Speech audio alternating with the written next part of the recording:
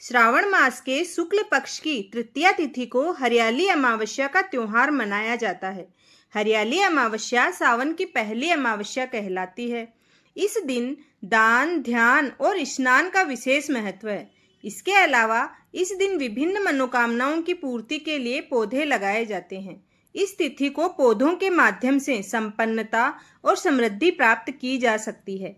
ऐसा माना जाता है कि हरियाली अमावस्या के दिन शिवजी की कथा सुनना बहुत ही खास माना जाता है।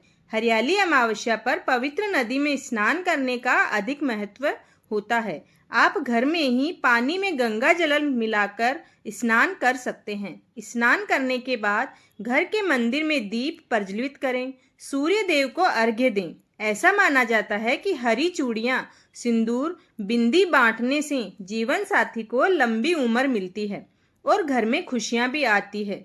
हरियाली अमावस्या के दिन भक्त पीपल और तुलसी के पेड़ों की भी पूजा करते हैं और परिक्रमा करते हैं। इस दिन मालपुआ को प्रसाद के रूप में चढ़ाने से परंपरा बनाई गई है। इस अमावस्या तिथि पर दान करने से साधक पर महादेव की कृपा बरसती है। साथ ही कुंडली में व्याप्त अशुभ ग्रहों का प्रभाव समाप्त हो जाता है। साथ ही पितृ दोष से भी मुक्ति मिलती है। अगर आप भी पितरों को प्रसन्न करना चाहते हैं तो हरियाली अमावस्या के दिन पूजा और तर्पण के बाद इन चीजों का दान अवश्य ही करें।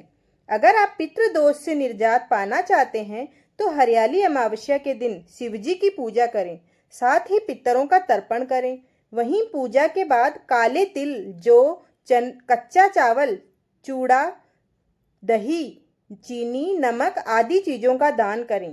पितरों को प्रसन्न करने के लिए हरियाली अमावस्या के दिन आप छतरी, चमड़ी के जूते और चप्पल आदि चीजों का भी दान कर सकते हैं। आप ये चीजें योग्य ब्राह्मण या जरूरतमंदों को पितरों के नाम पर दे सकते हैं। अगर आप पितरों का आशीर्वाद पाना चाहते हैं तो सावन अमावस्या के दिन शिव मंदिर में काले तिल या तिल के तेल का दान करें। इसके अलावा आप सफेद वस्त्र हेतु अन्न का भी दान कर सकते हैं। कुंडली में अशुभ ग्रहों के प्रभाव को समाप्त करने के लिए हरियाली अमावस्या के दिन छाता, जूते, चप्पल, साबुत उड़द, कंबल और वस्त्र आदि चीजों का दान कर सकते हैं। अगर आप देवों के देव महादेव की कृपा पाना चाहते हैं तो सावन अमावस्या के दिन स्नान ध्यान के बाद दूध या गंगा जल से भगवान शिव का अभिषेक करें। इसके बाद सफेद चीजों का दान करें। आप चावल, आटा, चीनी, नमक, दूध, दही आदि चीजों का दान करें। इस दिन पितरों का तर्पण भी किया जाता है। भक्तों, आइए सुनते हैं हरियाली अमावस्या की पवित्र पावन कथा। क्रोधित हुए। इसके बाद उन्होंने राजा की बहू को सबक सिखाने का निश्चय कर लिया। कुछ दिनों के बाद महल में कुछ मेहमान आए। चूहों ने सोचा कि यह अच्छा मौका है राजा की पुत्रवधू को सबक सिखाने का। इसने हमारा झूठा चोरी का नाम लगाया था। बदला लेने के लिए चूहों ने बहू की साड़ी चुराई और उसे ले जाकर अतिथियों के कमरे में रख दी। जब सुबह सेवकों और अन्य लोगों ने उस साड़ी को वहां पर देखा तो लोग राजा की बहू के चरित्र के बारे में बातें करने लगे। यह बात जंगल में आग की तरह पूरे गांव में फैल गई। जब यह बात राजा के कानों तक पहुंची तो उसने अपनी पुत्रवधू के चरित्र पर शक करते हुए उसे महल से बाहर निकाल दिया।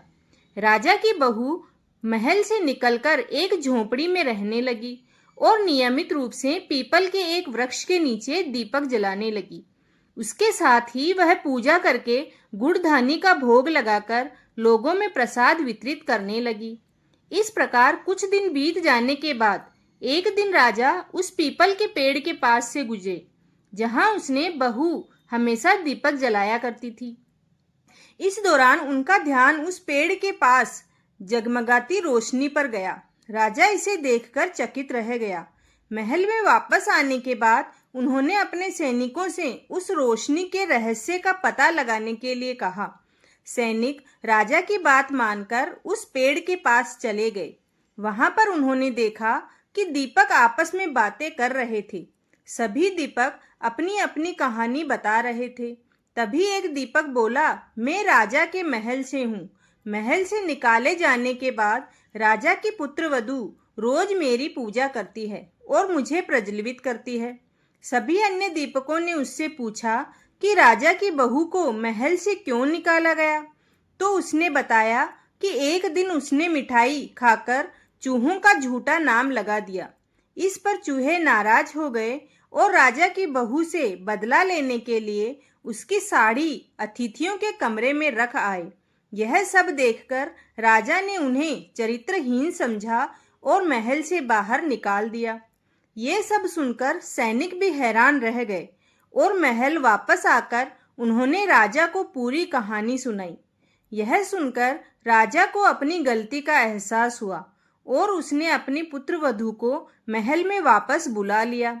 इस प्रकार पीपल के पेड़ की नियमित पूजा करने का फल राजा की बहू को मिला और वह अपना जीवन आराम से व्यतीत करने लगी।